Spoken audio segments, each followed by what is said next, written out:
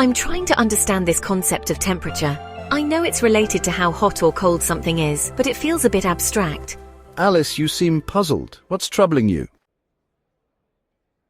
Our temperature, a fundamental concept in thermodynamics. Let me try to explain it using a simple principle. The Zeroth law of thermodynamics. The Zeroth law? Sounds important. It is. Think of it as the foundation upon which we build our understanding of temperature. Here's the idea. Imagine we have three objects A, B, and C.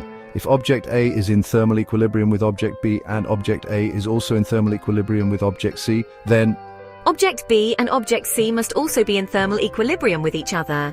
exactly, that's the essence of the Zeroth law. It essentially defines what we mean by temperature. So, if two objects are in thermal equilibrium, they have the same temperature?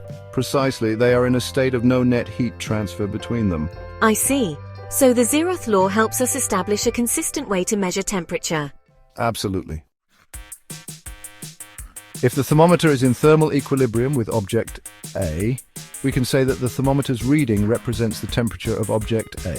And since object A is in thermal equilibrium with objects B and C, we know their temperatures are the same as well. Correct. The Zeroth law provides a framework for comparing temperatures and understanding thermal equilibrium.